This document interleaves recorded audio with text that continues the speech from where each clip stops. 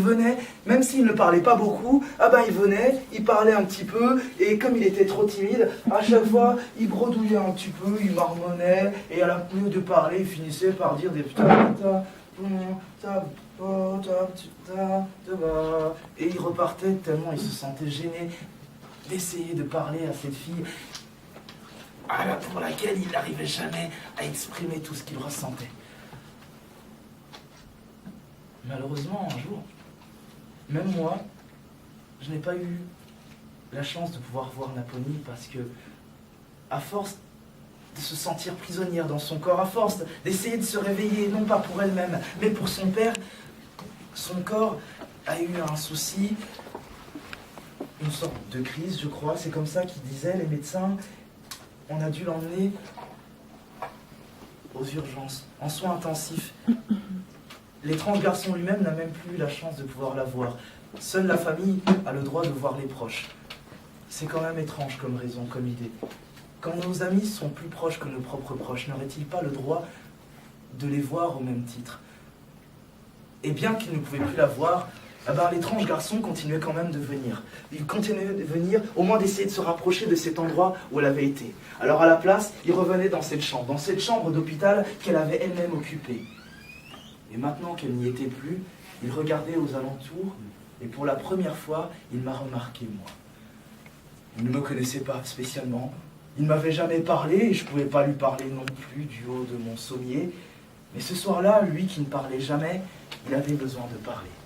Il avait besoin de s'exprimer, il avait besoin de parler d'elle. Et même si lui ne parlait jamais, il est venu un peu désemparé. Et comme il ne parlait jamais, il était au départ embrouillé, comme à chaque fois qu'il commençait à parler. Il a essayé de parler, mais ça ne marchait pas. Alors comme à chaque fois, il a commencé à marmonner, il commençait à faire des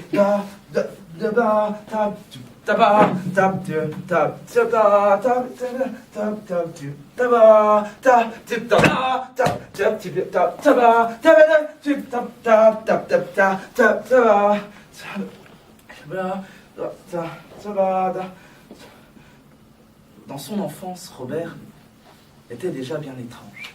C'était un petit garçon austère que le silence dérange, mais obligé de se taire puisqu'à tout moment il mange n'importe quel modèle qui s'aventure en bouche, mais si sa langue est...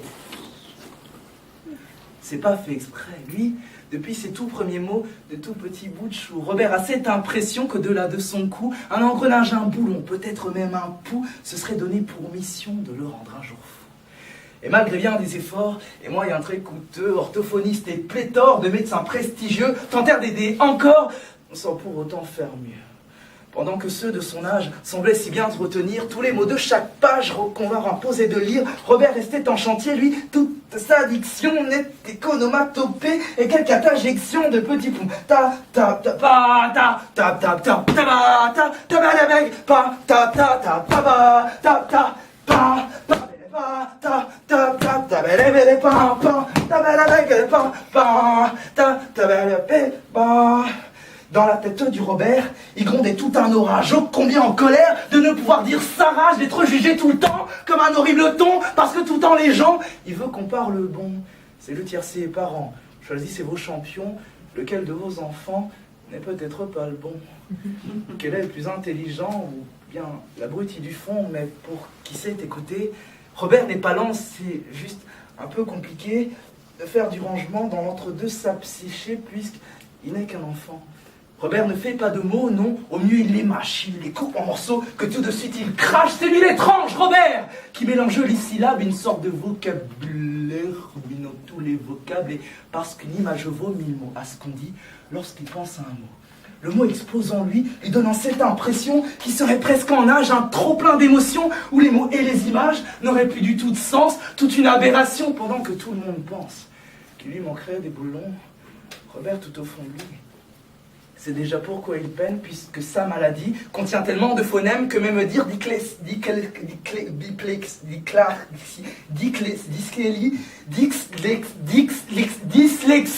est pour lui tout un problème. Alors il chante, il crie et baragouine en tandem des petits pom tap tap pom tap et pam pom tap tap tap et pam pom tap et pam pam tap et pam pom tap tap pom tap et pom tap tap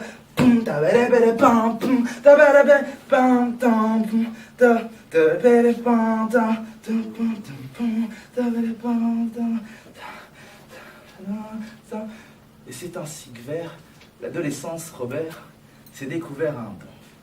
D'abord juste pour plaire à la prof dont le balcon semblait danser de concert dès qu'elle jouait du violon, Robert a choisi de faire de la musique en option. Les jours devenaient en semaines, et les semaines des mois, l'étrange devint un phénomène lorsque, du bout de ses doigts, il put singer les phonèmes de n'importe quelle voix. Plus aiguisé qu'une lame, il pouvait tout imiter. Babélé-ba, moutakati t'a quitté. D'une voix d'homme ou de femme, il n'avait plus limité. Lui qui semblait démolir dès qu'il fallait lire des mots, fit du solfège en empire et fige de ses défauts. On le dit étrange, Robert. Étranger de toutes les langues, mais de sa flûte qui traverse l'air. Si on l'écoute, il harangue. Armé de son instrument, il ne crie pas, il murmure, et il murmure en écho. Que toutes les bouches ont des murs, et que vos murs en font trop, que toutes les bouches ont des murs, et que vos murs en font trop sur les quelques ratures qu'il chanta à demi-mot. Tap, tap, poum, babé, pam, poum, tap, tap, poum, tabé, bébé, pam, poum, tabé, bébé, pam, poum, tabé, bébé, pam, poum, tabé, poum, tap, tap, pam,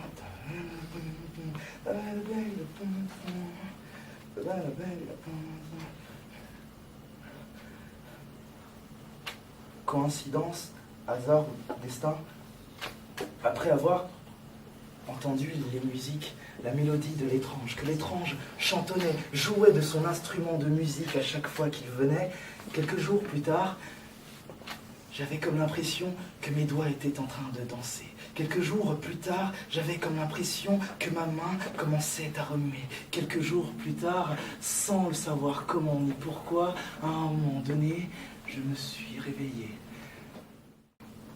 Au demeurant, je les trouvais très sympas. Ils avaient l'air sympathiques et en plus super agréables. Et c'était au moins des gens qui me parlaient à moi, non pas comme à un malade, mais comme à quelqu'un. Mais dans toute leur sympathie, je n'arrivais absolument pas à me souvenir d'eux. Et eux-mêmes, plutôt que d'essayer, sont finalement finis par s'asseoir à mes côtés et m'ont juste tout simplement demandé, et toi alors, comment tu t'es retrouvé à l'hôpital?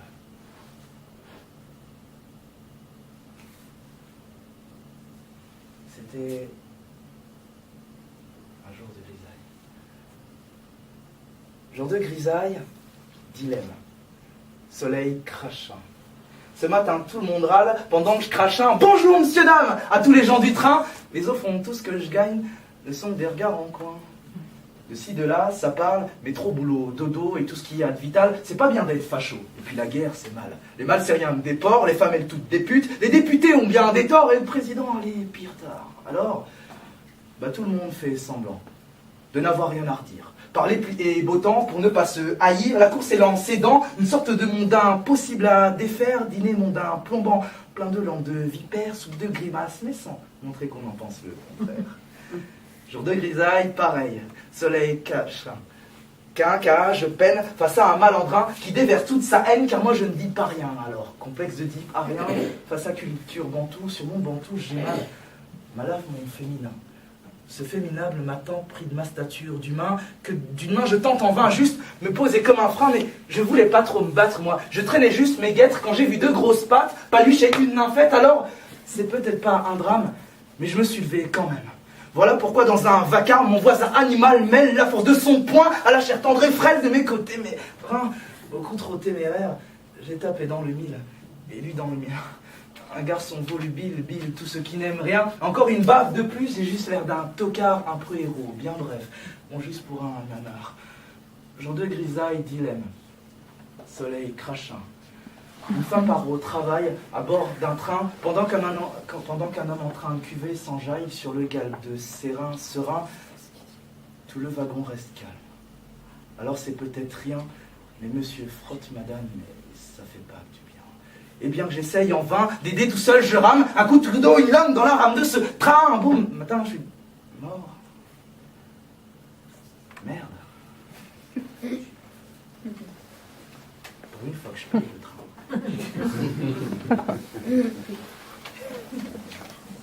Ce jour-là, je pense que c'est avant tout mon innocence qui est partie, car de toute ma vie, de toute l'éducation que j'avais eue, jamais je n'avais pensé que juste être quelqu'un de bien pouvait être un danger.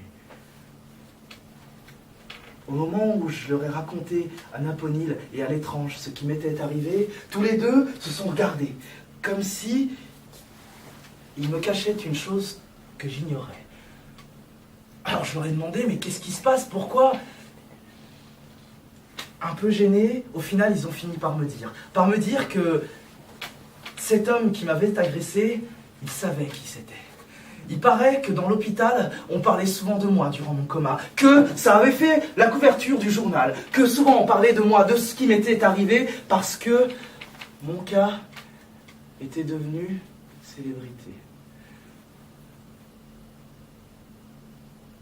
Je ne voulais pas réveiller les gens de l'hôpital, car il commençait à faire tard.